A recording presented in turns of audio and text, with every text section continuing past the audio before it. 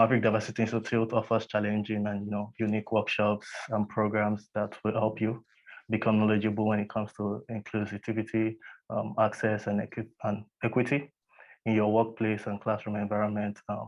For the Maverick Diversity Institute, if you participate in like 4 sections, you get to earn a LinkedIn badge, which you can always use to boost your resume. And if your student participates, they get the LinkedIn badge and a sweatshirt for the Maverick Diversity. And today's section, we're going to be talking about addressing the opportunity gap here on the MSU campus. And today we have Dr. Henry Morris and Dr. Jacobi talking to us about it. Dr. Henry Morris is the Vice President for the Diversity and Inclusion and Diversity Officer at Minnesota State Mankato. He has served many different senior level administrative positions over 29 years at Mankato. In addition, Dr. Morris has served and chaired various universities and community committees and boards in the state of Minnesota and the greater Mankato area.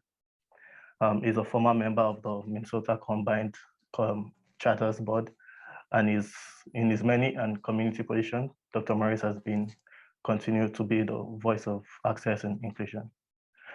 Also, Dr. Laura Jacobi is an associate professor in the Department of Communication Studies at University MavPASS faculty liaison for Minnesota State Mankato. Dr. Jacobi teaching interest and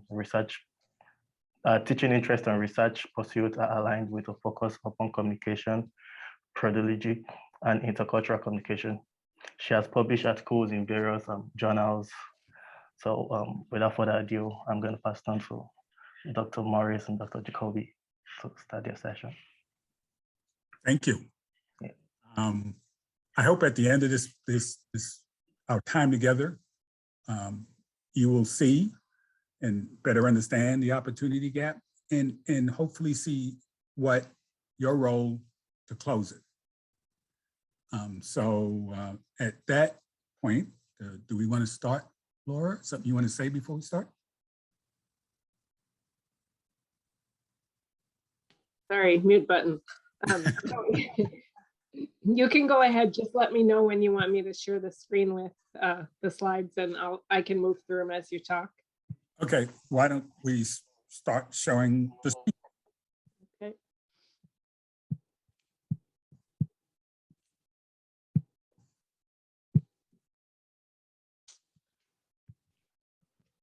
Okay, well, that's who we are. We go to the next screen. What is an opportunity, equity, and achievement gap? And I put them all out there because different people call them any of those things. I prefer the term opportunity versus achieving, because achievement to me is a deficit word, where opportunity could be what some people may not be being all they can be because they may not have had all the opportunities to be as successful as others. So, and through this discussion or whatever you hear me talk about it, I will always use the word opportunity versus achievement. Some people are moving toward equity gaps. I'm all right with that one. But as I get older, it gets me a little difficult to change. So right now I'm at opportunity. I will soon, we probably will be moving toward equity to some degree. So what is, in a nutshell, what is the definition of the opportunity gap? It is the numerical difference between the success rates of our student populations, primarily our Caucasian students and our domestic students of color. And so that gap between the success of those two groups is what the gap is. And Equity 2030, which we have all hopefully have heard about, is a system-wide and campus-wide endeavor by the year 2030 to ensure that there is no gap. I would share with you, to me, 2030 is way too long to fix this problem. But that's Equity 2030. So what causes it is, again, talked about it, it is the success rate of our students here, graduation rate, retention rates. It is not talking about grade point average. That is not. So somebody can have a 2.0, somebody can have a 4, but as long as they're progressing toward retention and graduation, there would be no gap. There might be a gap between those two numerical numbers, but there's not a gap that we would say there's a gap between their success rates, which again could be a nuance we may want to look at. What causes it? Next slide. When we started this journey of looking at as an institution, start looking at the what caused the gap, we found that there were really 3 gaps of why students weren't being successful.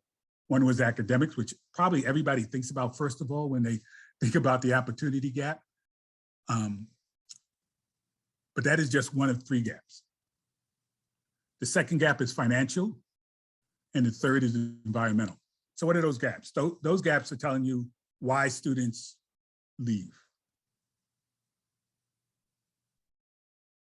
So in the academic area, and it is those students who, and usually when we talk about those gaps, are those students who the university asks to leave or don't allow them to register because they are deficient in something.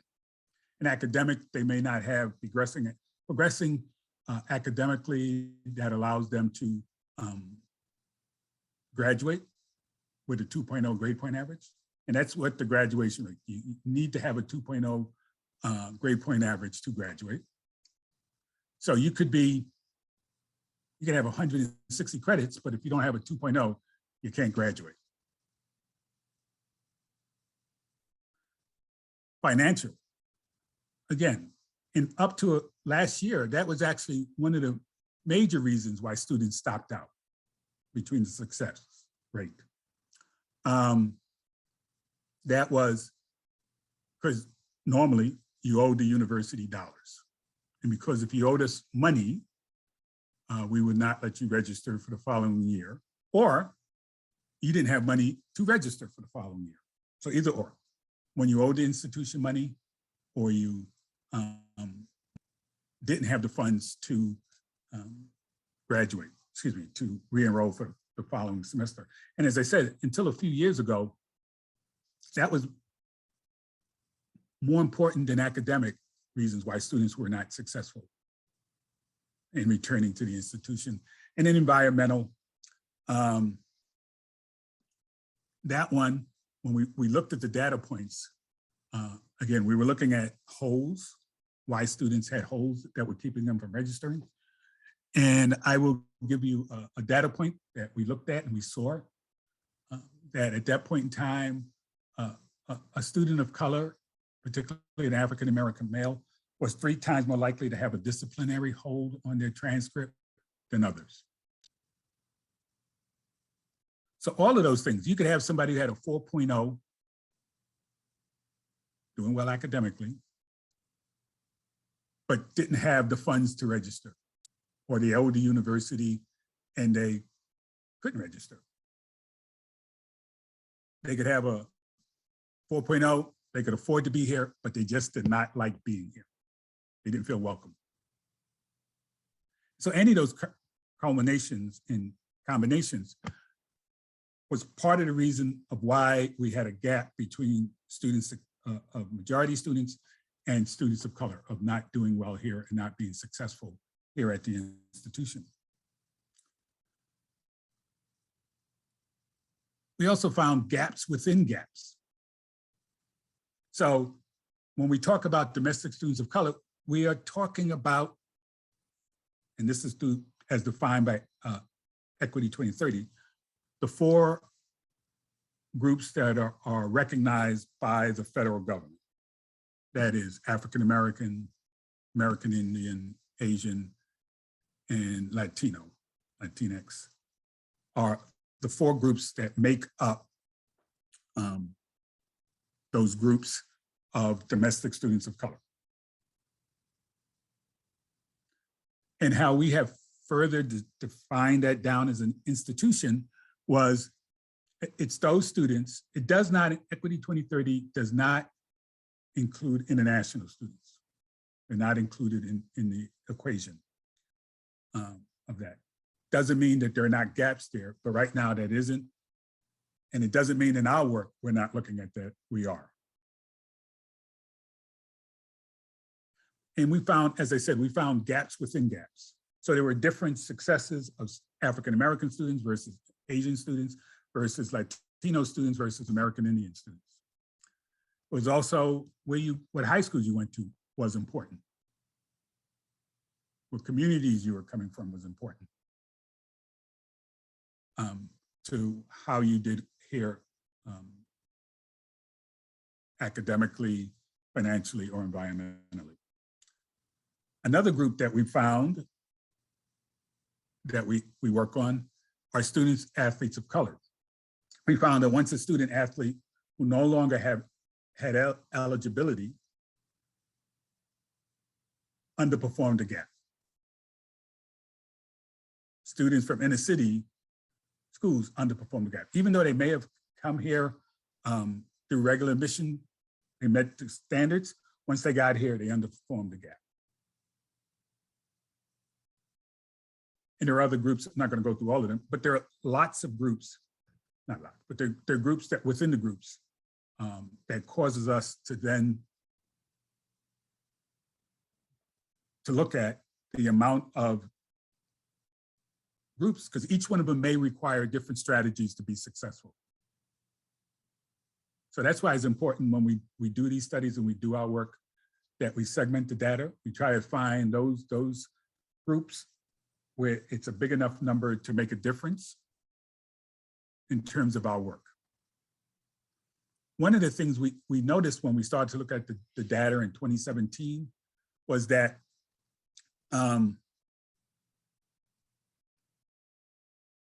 these models that we do, we saw there were lots of students who weren't being successful here. It wasn't just students of color. Our 4-year graduation rate, now 6-year graduation rate tells us as an institution, we can and need to do better.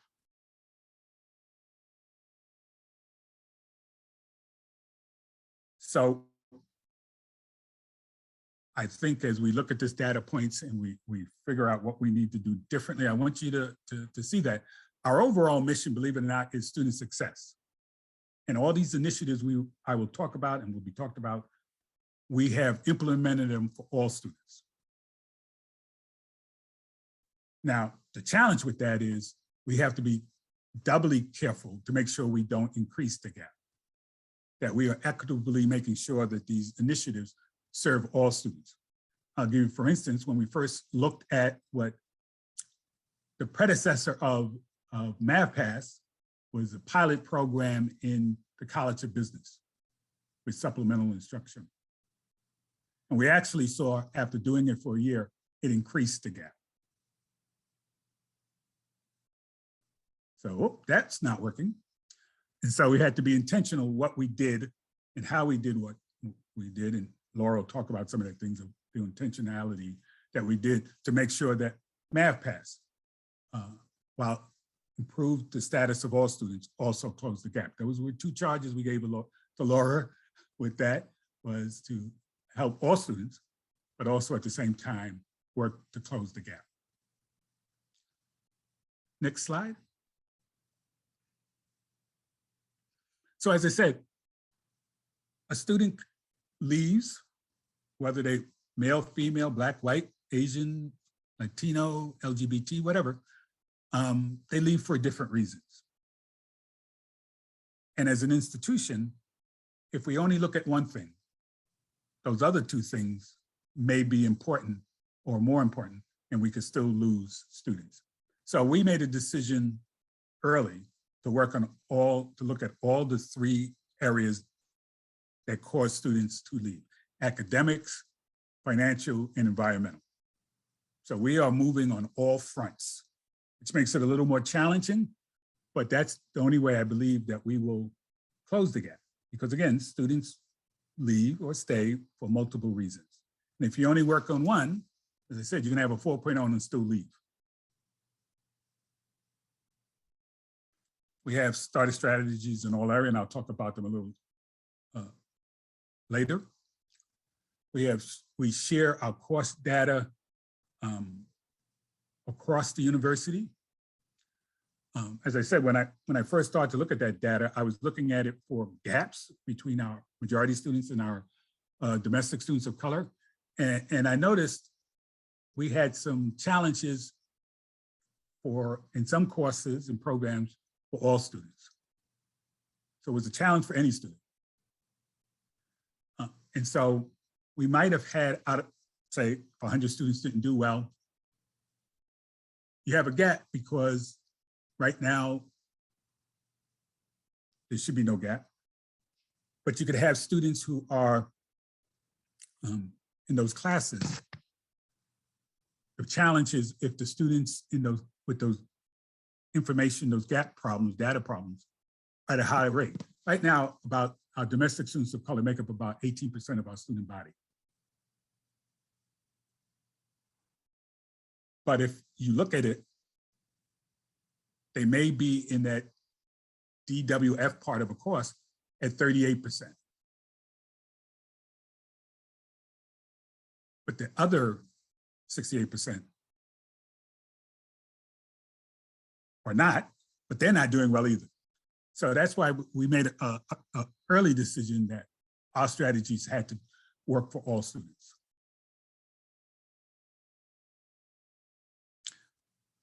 We started to look at policies, practices, and procedures. We looked at financial aid policies. We looked at registration policies, all things that were keeping students from registering. And we began to change our policies, practices, and procedures to not stand in the way of student success. For example, we used to have a policy, a board policy, that said if you owed the university $100, you couldn't register. And you look at that, you say, boy, so if you owe us $100, we're not gonna let you give us $10,000. Doesn't seem like a very smart policy when you look at it, which is true. Not many businesses would follow that practice, but we did. We have made changes there, both as a system and as a campus. The system through the pandemic went up to 1,000, 750. The university went up to 1,000. The system went down to 500. We petitioned and got agreement to keep it at 1,000 at the university. So students would have to owe us $1,001 to stop them from registering the following semester. And we have things in place to help them get to that last $1,000 to get over the hump to continue to register.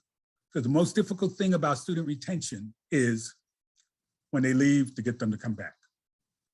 So everything we do should be geared to keep them here.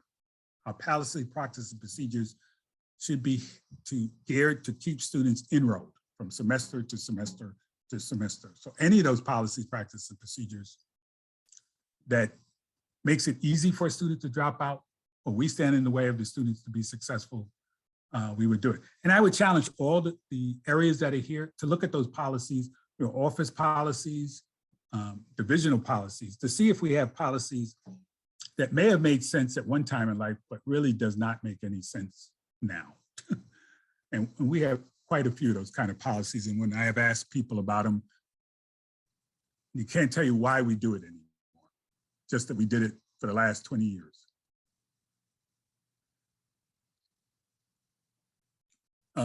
One of the things we talked about, for example, the financial reason, we looked at the policy, practice, procedures that I talked about.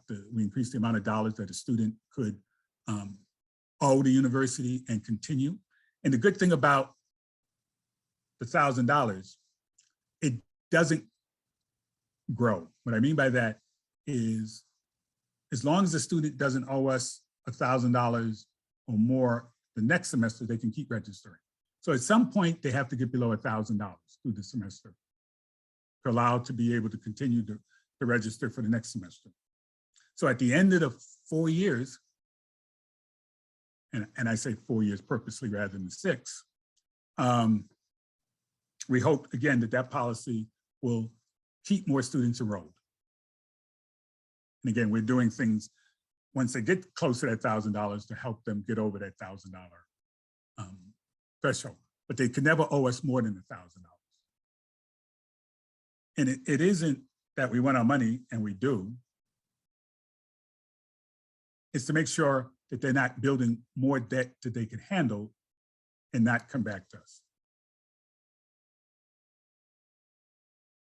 One of the things we talked about environmentally, again, students not feeling welcomed here. We have meetings with Res Life, we have meetings with security and with North Mankato and Mankato Police to talk about how students feel, that's an important word, how they feel when they leave how they feel they're treated on the university, but also how they feel when they leave the university. Do they feel they're being targeted? And so we meet at least once a semester with those groups to allow free exchange and ideas about what students feel they're experiencing in the university and in the community. Because again, our students don't just stay on campus, and the large majority of our students actually don't live on university-owned or live in university-owned facilities. So it's important that they also feel connected and welcomed in the greater community. In another role, another group that I'm involved with, there's going to be a region-wide climate study funded by the university, North Mankato, the counties, the school district, nonprofits, to get a sense collectively, by Mayo also, of how students feel their interactions are with different parts of the community: police, medical, county, city. And again, all those are important because again, a student could have a 4.0, can afford to be here, but if they don't feel welcome, they'll leave. One of the other things we did, we changed our satisfactory academic standing, of why we had the strictest academic policy for acceptance to allow you not to be suspended or put on probation. We made some changes to put us in line with our other state universities. And we've seen that make a difference of, again, keeping students here. And more direct grants. Again, as I said, if a student is close to that 1,000, but maybe short some money, we actually will grant them to get them to that $1,000 to allow them to continue to register. And we also have emergency grants, other scholarships to help students be successful here. Because the best thing that the university can do for itself in the short and long term is to keep students retained. I think I've used the number 120. For every student 120 students that we retain, it's about $1 million to our budget. Conversely, if we lose 120 students, we just lost $1 million out of our budget right away. And our budget, like many schools, we like to now say we're state affiliated because the largest part of our yearly operating budget is student tuition dollars. That makes up about 70% of our operating budget, student tuition dollars. About 25% is state allocations and about 5% development dollars. So you can see how, like private schools, it's important that students stay retained.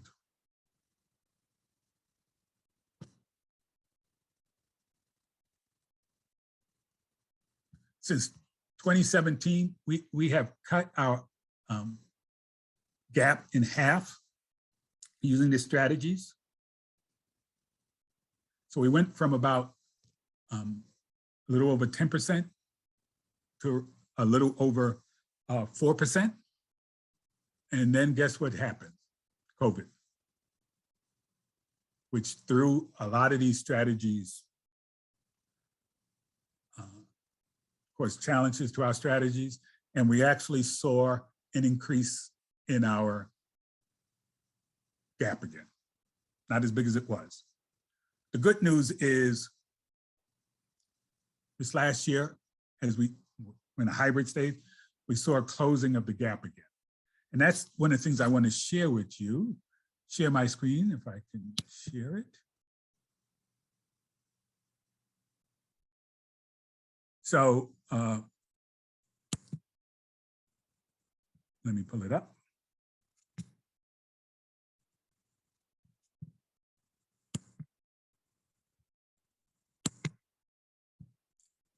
This is a document that's prepared for me, re-enrollment of students. And again, that's from fall to spring and all our semesters. You can see 18, 19 when the pandemic hit. We're actually beginning to again see positive numbers from fall to spring. And you see the next one down, the gap. Morris, we can't see your screen. We just see your camera. Oh, okay.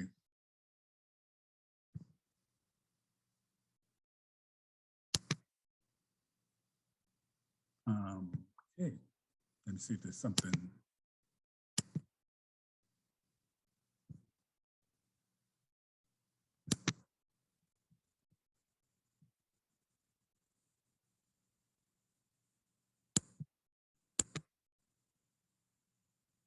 But you still can't see it, right? Correct.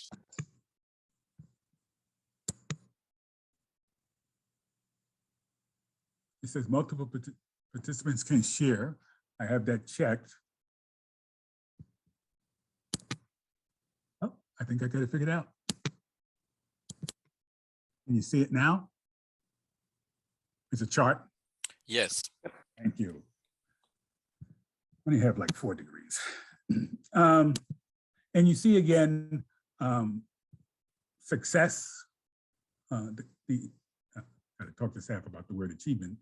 You saw our gap was down pre-pandemic. We saw it go up through the pandemic, and you saw it last year, it came down again. So we are doing many things to close the gap. As I'm saying, we're doing on many different fronts to know that why a student is successful or not successful, or chooses to stay or not stay. And again, we're doing it for all students, which just means we have to work harder when we work with our domestic students of color to help them be successful here, because we're doing other things to have all our students be successful. Because I think we ought to have a goal of, our goal should be to graduate students in 4 years. And the more students we graduate in 4 years, the more students we retain. We would have no gaps in our budget if we retained students at a higher percentage rate than we currently do. We could have lots of money to hire lots of people and have lots of things we could do with those dollars if we could just figure out some of the things that we could do to keep more students here. And as I said, we have many strategies working in the academic field, in the financial, also in the environmental, that we're all working together, moving on all those different fronts. Some offices have more lead in other areas than others, but we're working together as a team to look at these policies, practices, procedures in a holistic fashion. One of the things people need to do is use the data, look at the data, I believe each college now has data coordinators in their colleges. I'm meeting with one for CSEC tomorrow, because I think more people need to see the data, to see where the problems are and what we need to do differently to ensure that students are successful here. Because again, it's our benefit to have them be successful, the students' benefit to have them be successful, and society's benefit to have students be successful. And one of the things we started on the academic side was something we call supplemental instruction. I met with the deans about this. They all got on board. They all agreed to put some dollars on the table to bring this to fruition. We brought some consultants from Kansas City, University of Missouri, Kansas City, to tell us about this thing I've been reading about, we've been reading about. And after that meeting, one of the people in the meeting was Dr. Jacobi. And she got, that's something I think I'd like to be involved with. And so she got involved, not just involved, she took the leadership of it to bring MavPASS here. And I will say that it is serving its goal of helping us on the academic side, helping students be successful. Still some things we need to work on, but it is doing its part in being successful. So at this point, I'll turn it over to Dr. Jacobi to talk about MavPASS. Thank you. So I looked at the participant list and I have not met everyone who's in attendance. So I'm not sure how familiar everyone is with MavPASS. So I just want to give a brief rundown of what it is.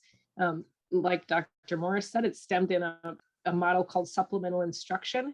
The PASS stands for Peer Facilitated Academic Support System. So what our job is to look for historically challenging courses with high fail rates, typically courses that have 25% of students earning D's, F's, or withdrawing.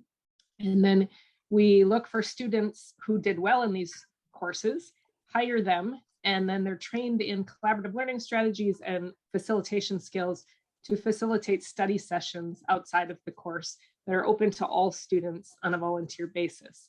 These leaders who are hired also sit in on the course again so that they become familiar again with the content and build relationships with students. So that's kind of the gist of MavPASS. There are 3 goals involved. 1, to lower those DFW rates, increase course success. 2, to close the opportunity gap, which is why I'm here talking about that today. And 3, to increase retention rates. Before talking about how MavPASS has played a role in this, I think it's important to look at the root causes, the things that impede success. So I'm on sabbatical this year, and I've had the opportunity to really dive into 2 years of data on all of the students who were enrolled in these MavPASS courses. And like I said, I wanted to find out, well, what's causing these students to not succeed? Because in order to help them succeed, we need to understand those root causes. So first, I read a lot of the literature on this sort of thing and academic support and what is causing these barriers to success. And the bulk of the literature points to underrepresented minorities, first-generation students, and students in developmental or remedial courses. I want to clarify that barrier does not mean that identification as a student of color or first-generation student or a student enrolled in a remedial course, that identity alone is not what the barrier means. The barrier comes as a result of systemic racism within our institutions, including our educational system, and those policies and procedures and practices that Dr. Morris talked about that cause these barriers and obstacles for certain groups of students. So for example, with underrepresented minorities, and I'll explain why I included international students in a second here.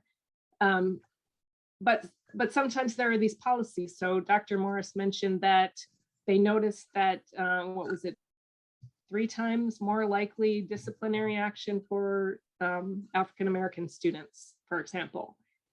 So why is that happening? Is there something about the policy that is targeting those individuals?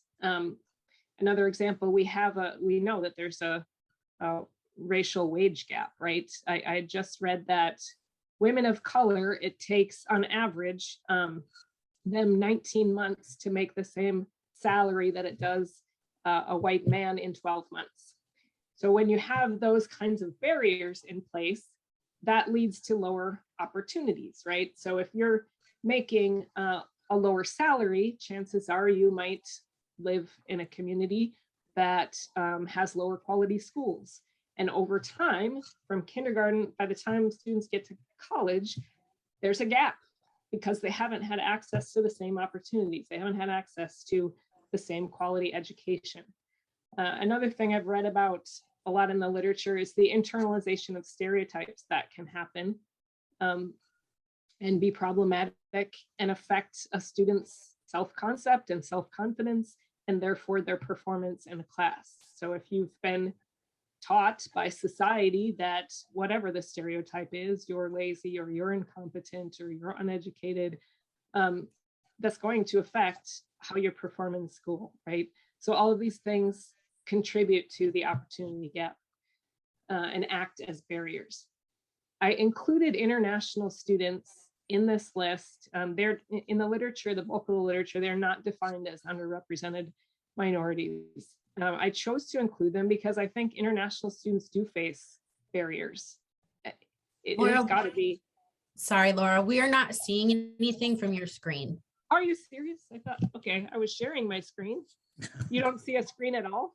It's just black. Okay, let me try it again. I can see the screen. I can see it. Oh, see well, it. there it popped up for me. Oh, okay, good. Sorry, just apparently it was on my end. Okay. Thank you. You're in Sorry charge of the about that. program, huh? Can you all see it now? Working? Okay. So international students, I think, face barriers, right? Because oftentimes English is a second language. They don't necessarily have the same support network if they're in a different country from their families.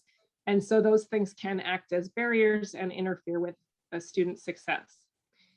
For first generation students, the barriers are a result of the fact that they haven't had the same guidance, right? If you're a first generation student, you haven't had parents who went to college, and so you don't necessarily know all the ins and outs or the norms associated with the admission process, with how to navigate college. And MSP stands for Maverick Success Program students. On our campus, there's a program for students who don't meet automatic admission requirements. They may have faced academic struggles. They may have faced different life circumstances, which could act as barriers. So what I did is I took all of the data from about 7,000 students in the last 2 years, and I coded each student with a barrier level. So they got a 0 if they were white, non-first generation, non-Maverick Success Program student. If they were an underrepresented minority or international student, first generation student, or Maverick Success student, it was 1 barrier. If they had 2 of those, it was 2, 3, then it was 3. I recognize and acknowledge that categorization can be problematic. It can be problematic to put people into groups by demographics or whatever, because we all have intersectional identities. So for example, I am white in a society that grants me a lot of unearned privileges as a result of that. I'm also a woman and have faced experiences where I felt marginalized as a woman. I grew up in a lower income family until, and I would have been considered first generation until my dad went to college and graduated when I was about 12, and we moved into a more middle class status as he got sales jobs. All of those things intersect and influence how I see and navigate the world. So I want to acknowledge again that this categorization can be problematic, but as Dr. Morris pointed out earlier, it can also help us to see patterns and sometimes to point out problematic patterns. So this index that I created, again, codes each student by the number of barriers. And then you can see in this graph here, the percentage of students who succeeded, meaning they passed the course with an A, B, or C, by barrier level. So on the left, 0 barriers, you can see close to 83% of the students who had none of those barriers passed the course. And increasingly, less of them passed the course with more barriers. Only about 55% pass when they were underrepresented minorities or an international student, first generation student, and Maverick Success student. So knowing that is really important because it helps us, again, to look at the root causes of the gaps and to figure out how to accommodate for them. So as Dr. Morris mentioned, one of the things that the university has taken on is MavPASS, and it is academic support, but I think it's important to look at it at those root causes and to look at it as more than just supporting students with academic skills, and to figure out how to close that opportunity gap in a number of different ways from different angles. One of those is to look at representation, because we know that representation is important. If you don't feel represented, you're less likely to attend. So we make intentional efforts to hire a diverse set of MavPASS leaders who represent the student body. So Dr. Morris mentioned we have 18% students of color on the campus. So we aim to always hire at least 18% students of color. And you can see from the first semester on, we've been able to achieve that goal. And I do you know, Dr. Morris, the percentage of international students on the campus? About 9 to 10%. Okay, so we are surpassing that goal as well, and we want to continue to maintain or exceed that. And then also academic support is open to all students. This, I think, is really important, partially because it reduces the stigma of going. And the literature shows that it's beneficial for any student, regardless of your skill level, to study in groups of students with different skill levels. It benefits everyone involved. And then third, MavPASS is also about fostering community. It's not just about academics, because those barriers aren't just about academics, right? Earlier, I mentioned the internalization of the stereotypes. If you go to a MavPASS session or to a class or to a tutoring session and you're made to feel dumb, or you feel like the teacher or the leader is condescending, or if you feel like you don't belong there, you don't feel included, you're much less likely to go back. If it's a tutoring session or a MavPASS session, for sure, you might even drop the class. So in terms of closing the opportunity gap, I think this sense of belonging and fostering a self-confidence is also crucial. So some of the data in terms of course success rates, and then we'll also look at different groups of people. This is for all students. So the DFW rate, again, is the percentage of students who earn Ds or Fs or withdraw from the class. These are the first 4 semesters of MavPASS. And you can see the red bar, that's students who didn't go to any MavPASS sessions. Orange, they went to 1 to 4, blue 5 to 9, and the black is students who went to 10 or more. These are all students collectively, not broken out by demographic groups. And you can see the pattern is generally that the more they attend, the more likely they succeed and pass the course, particularly if they go to 10 or more sessions. I had reached out to the people who are working right now while I'm on sabbatical, Dr. Susan Schauge and Madeline, for current data to see if they wanted to add that in, but they don't have the data yet. So this is just up through the first 2 years. Now, combining the success rates with those barrier levels that I showed you earlier, I found this really interesting. So the bar on the bottom, the orange one, represents those students who faced 3 barriers. they're an underrepresented minority or an international student, first generation student, and a Maverick Success student. The one up the top, the blue line, is no barriers. White student, non-first generation, not Maverick Success student. And then the ones in between, green is 1 barrier, red is 2 barriers. So at the left side, this 0 sessions, that's the baseline. That's like if we didn't have MavPASS, that's where these students would have ended up on average. So it's the average of all the students who attended 0 sessions and who didn't have any barriers. So you can see that typically the more they attend, especially when they get to that 10 sessions, the gap closes. And what's most interesting is how much this changes for those students who face 3 barriers. So I find this huge gap here on the left extremely problematic. I mean, that shows how much they start from a position of disadvantage. I'm glad to see that MavPASS is helping. It seems to take a lot of sessions, a regular attendance, to really make that difference for these students who face a lot of barriers. So that's important to keep in mind.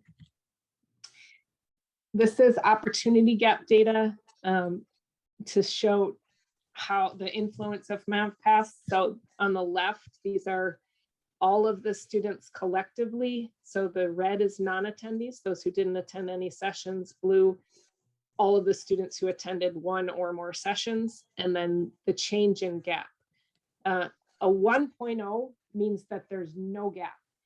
Keep in mind that this is not those barrier levels. So this is specifically domestic students of color only versus white students. Each semester, there is a positive change toward closing the gap. You can see in fall 2020, not a big change. This is the first full semester we had during the pandemic, which might have played a role. This is the most recent semester of data we have from last spring by class. So that you can see the specific breakdown of classes and where the gap really improved. And then there's a couple classes where it did not do so well in CIS, but all other 16 classes that look like it improved pretty well. And then impact on retention. Remember the 3 goals were course success, opportunity gap, and retention. And this one I wanted to show the breakdown by demographic group as well as all students in terms of how many sessions they attended. So you can see the general trend is that the more sessions that were attended, the more students who were retained, meaning that they enrolled in a subsequent semester. Particularly for students of color, that was the biggest jump from 80% to 96%.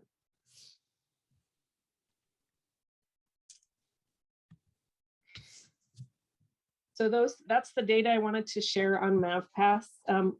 I think Dr. Morrison and I felt that it was important. I think it's sometimes in these, at least for me, when I go to a presentation, I think, oh, this is really great, but I don't spend the time to reflect on it and think about what can I do with this information.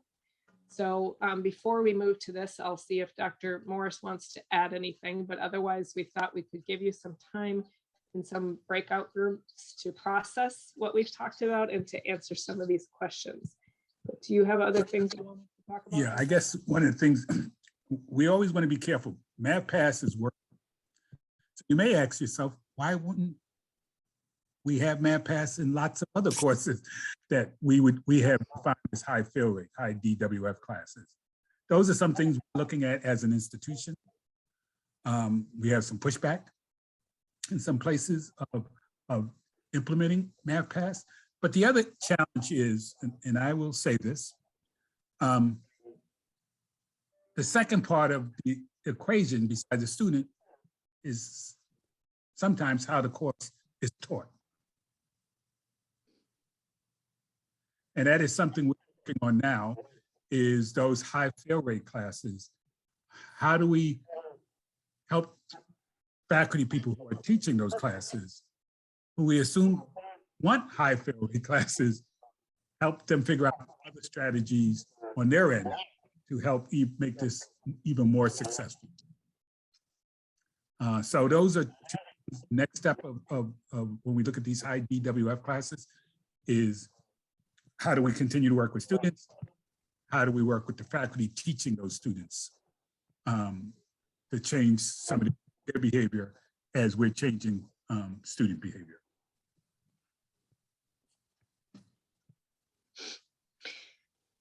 Well, we wanted to give you again the opportunity to reflect on this. So I can put these in the chat, and we'll put you into small groups of 3 to 4 people. Give you maybe 10, 15 minutes to talk. And then maybe we can come back and reflect and see what ideas people have. So kind of think about what else can we be doing at a university level? And like Dr. Morris mentioned earlier, policies, for example, sometimes we have policies in departments that maybe shouldn't be policies anymore. So what sorts of things can be happening at department or division level? What kinds of things could you do in your current role? And in what ways will you commit to closing the gap? Question, Cassie has a question. Yeah, I was just wondering, Laura, thanks for sharing all that data. I think it's so awesome to see that. But I know you're not making the assumption that the work of MavPASS is the only contributing factors to student success in those classes. But I'm wondering if there has been further analysis of different changes that those particular students have made. Because certainly I would see a student who is engaging and attending something more often, that supplemental instruction is probably engaging or in other ways, again, compared to some of the other peers. And I'm wondering if you've had focus groups or done any sort of data collection on those other things. Yeah, that's a great question. We don't have data on how much they've utilized other support services like Center for Academic Success or departmental tutoring. I don't know how, I don't think that those groups collect that data, but that would be great information to have. I can tell you that I've done independent samples t-tests on MavPASS attendees versus non-attendees each semester to see if there are statistically significant differences in high school GPA or ACT scores, and there haven't been. So we do see that there's a mix of students coming, and we can just see that by observations. We can, the leaders have students who could probably run the session themselves. And then they also have students who haven't opened the textbook. So they do have a wide variety.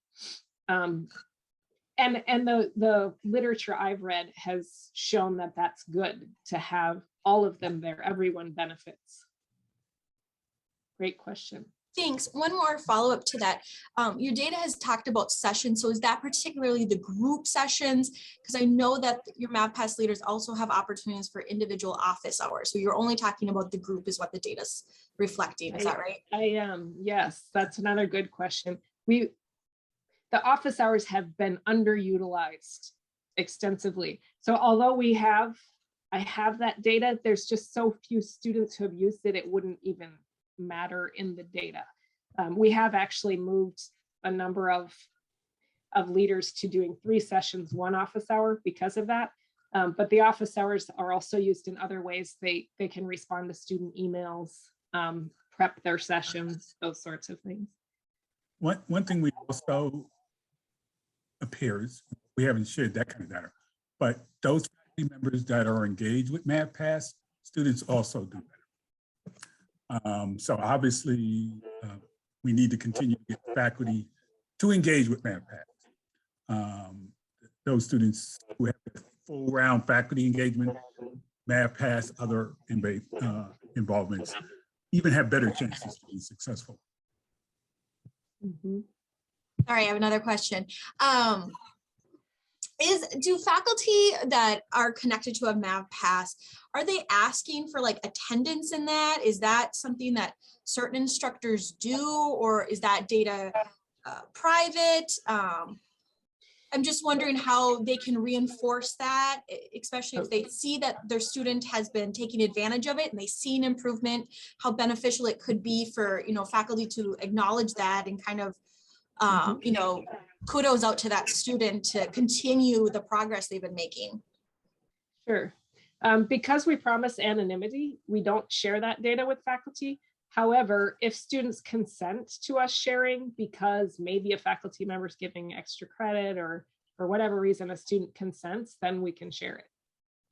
But we also use the referral system, you know, I forgot what it's called, through MavConnect. MavConnect. Yes. So if you are enrolled in the MavPASS course as a faculty member, you'll have an additional box that's called MavPASS referral. And so students, and well, you know about that, Cassie, because I think advisors can do that too, to refer students to MavPASS. So that's really helpful because that's a way that a faculty member can be involved in referring a student without knowing whether or not the student went, but still suggesting it. All right, so any other questions before we move to breakout rooms? All right, I put the questions in the chat. I need to stop sharing and then I'm just going to create random breakout rooms.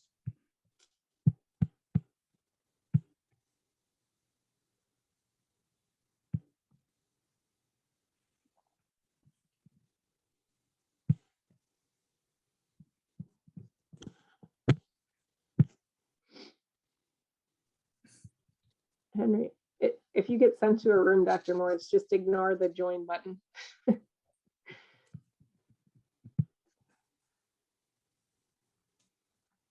didn't know how to exclude you. That's fine. I'm used to being excluded. I think it's going well. Yeah. Fred Slocum hasn't joined the group. No. Fred, you there?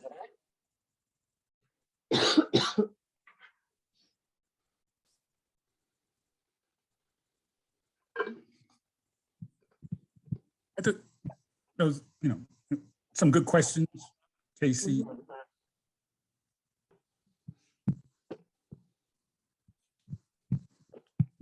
think everyone's back. Hopefully you had some great engaging conversations. We just want to leave the rest of the time for conversation. Anything you want to share from your groups or any questions you have for Dr. Morris or I.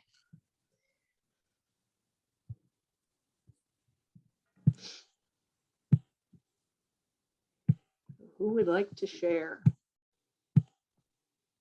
I can go. What we talked about a little bit was, and I know this has been mentioned before in other circles, but is certainly for all first year students, but assuming there is likely a gap that exists here as well, is we do a really good job at the university of getting our students excited about the first year, excited about, you know, living on campus and connecting in the social opportunities and whatnot. But how do we really prepare our students to be learners? In some ways, we come in and we think they're admitted right to the university, and so they should be successful in their classes and they should just know how to be a college student. And that's just not the case. They don't. How do we teach students how to learn? How do we prepare them to be a college student and successful at Minnesota State Mankato? What does that look like? And so, because really, if we're not doing that, all of our other efforts in many ways are just reactive. So that's what we kind of talked about. We have no answers, by the way, but we posed that and we chatted about it. Let me share. We have had conversations on that topic, and some of the things, when I say we, I mean cabinet, the expanded cabinet of the university and council of deans. For MSP students, and I want people to know MSP students aren't all domestic students of color. The majority of them are majority students. So just when we use that term about that. And for those students, we do register from nine credits of their 12 to 15 credits. We register for them. And some of those classes is those classes hopefully to help them be better students, how to be a student. I have my druthers, things I've argued for. The large majority of students would have their first semester given to them in ways that we for success versus failure. Because many times my staff can tell you, and you probably see it from the advising center, they're taking classes, maybe the only classes they can get into, but the combination is gearing them up for failure. And we don't want that. So those are things we're looking at, because you're right. How do we help? We're looking at gen eds. How do we deal with gen eds? Because all of those things we need to fix, and I use that word purposely, if we're going to improve the student success of all our students. Dean Loiza just mentioned 9 credits for MSP students. You just, guys, so you may not know that. Probably not. I don't know.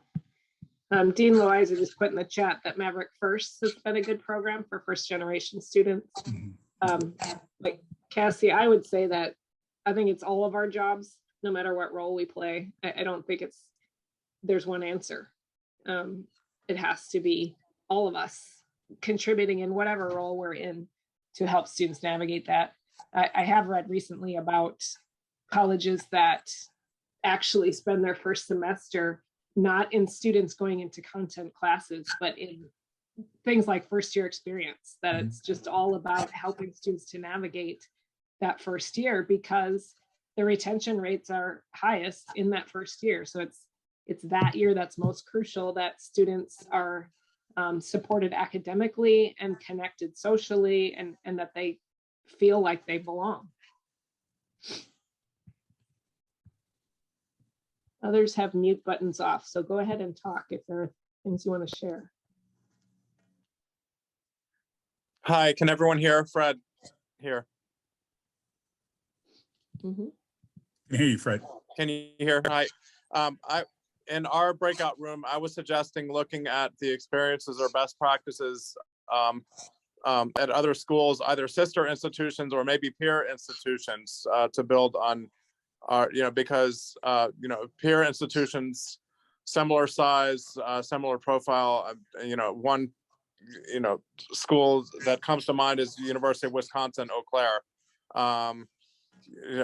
What are their experiences in dealing and addressing trying to improve student success, retention rates, reducing attrition, and ultimately reducing time to graduation. So best practices from other schools, especially peer institutions, because our profiles are different of our students from, say, a McAllister or Carleton. We don't normally, they're not in the peer groups. Those small privates are not in the peer groups. We do it. We don't normally compare ourselves to other mid-state universities, because we are really different than pretty much every other state university. St. Cloud would have been like us, but they've been in a rough patch. We do have about 15 schools that we do compare ourselves to that are like us. State, regional, comprehensive, right, size, Midwest, those kind of things. So what I was wondering is, have any of them started along the path of programs to address student success, and there are programs that maybe we could, not necessarily emulate exactly, but at least build our approaches based on? Well, Kansas City is probably like us to some degree or the other. Is that true, Laura? I think? UMKC, Missouri, Kansas City. Yeah, in some ways. I mean, I go to lots of conferences on academic support programs and student success. So constantly meet other people from different universities. And you're right, we do need to compare ourselves university-wise and have some similarities. But at the same time, I've picked up strategies from other places that are very different from us that I think would still work well at our university. So yeah, I think that's a great suggestion, Fred. It's we can learn a lot from others, watching what they do and talking with them about what they do. One thing that came up for our group was just the partnership opportunities that exist. So I was with Rachel, who works in financial aid, and I was talking about some of the initiatives that we use to connect students through the Women's Center to state and federal funds external to financial aid. So grocery money, childcare, et cetera.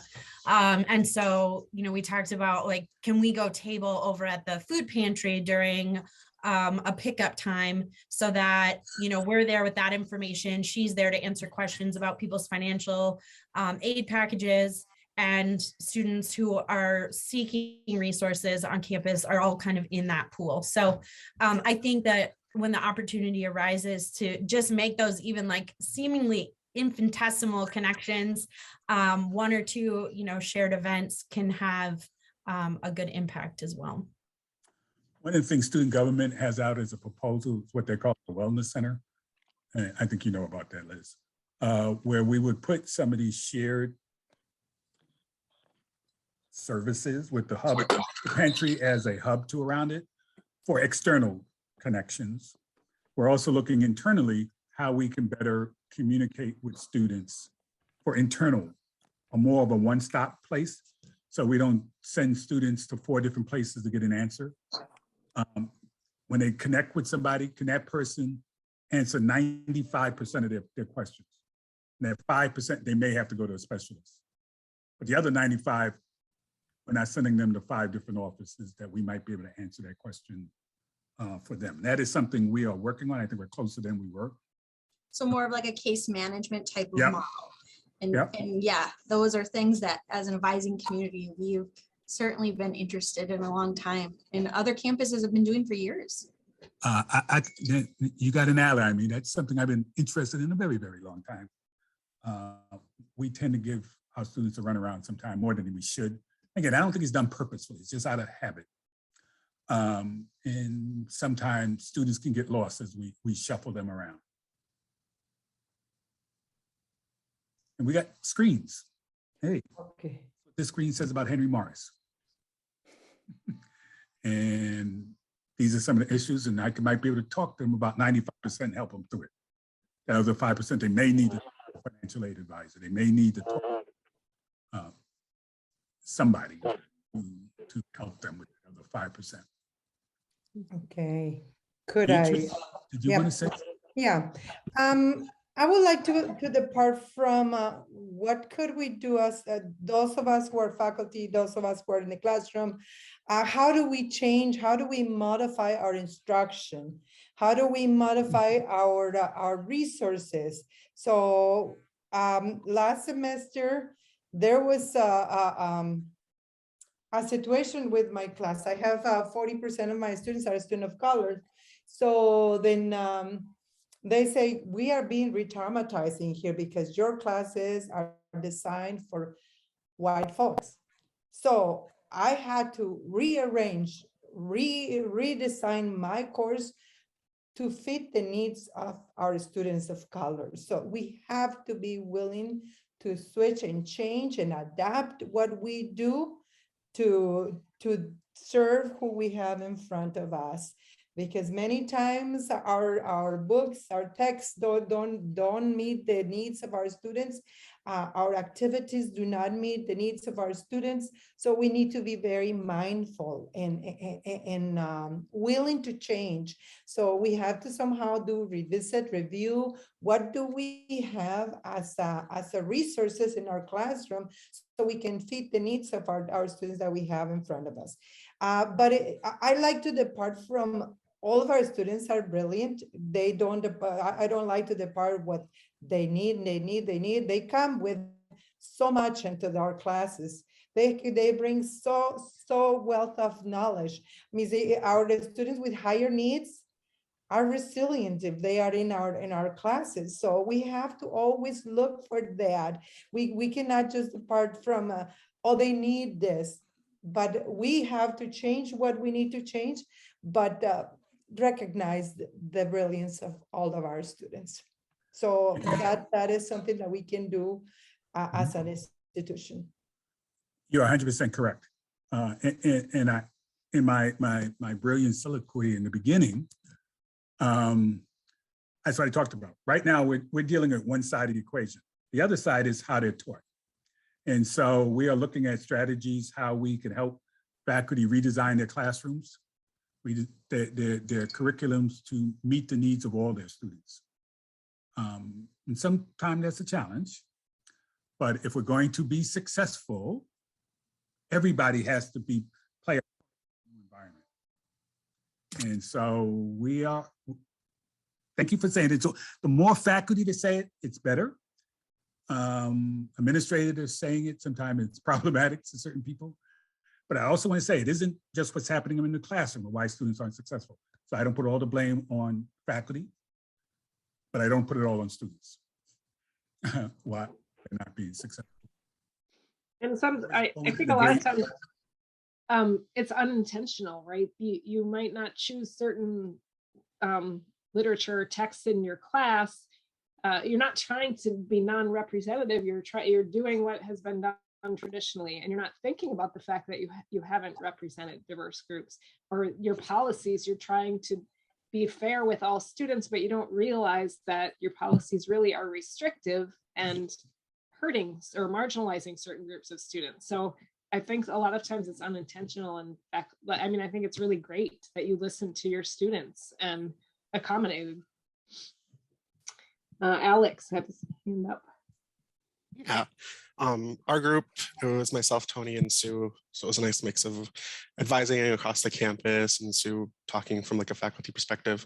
But our conversation really talked about differences across different programs and requirements and things like that. So for example, Tony's with College of Business, I'm with University Advising Center, and Sue's in Social Behavioral Sciences. And so sometimes when different programs, when we have students changing majors, then all of a sudden they're put back, they can't graduate in 4 years because they did a year in this major, and then it turns out a business requires so many different classes, plus it's a 69 credit program, that it's like having those conversations. But then, because my major when I started here as an undergrad was anthropology.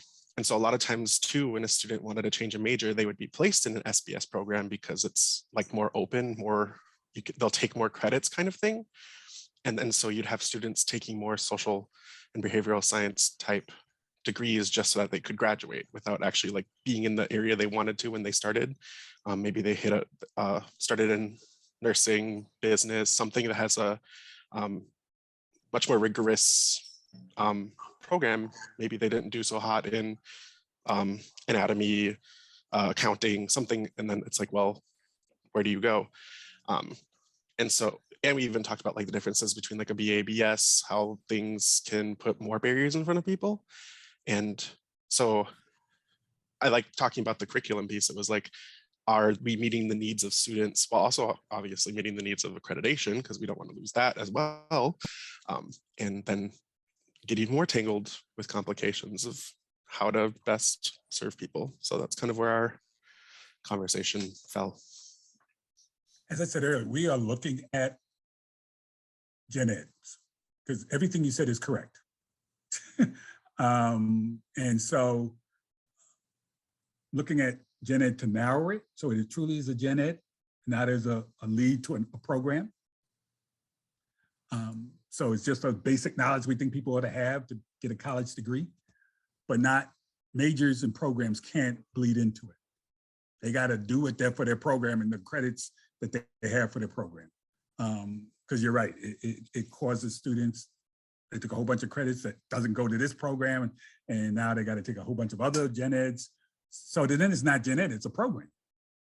So we need to fix that. That's one of those things we're looking at to fix, because you're 100% correct, Alex, that is something that causes students, and you heard, That ought to be our goal. Get students out of here in 4 years. Because that's the one thing that will make higher ed cheaper if they're not here 6 years later from when they started. And some of these gen eds and other things will help that happen. I will say, because I need a new department to be mad at me about something.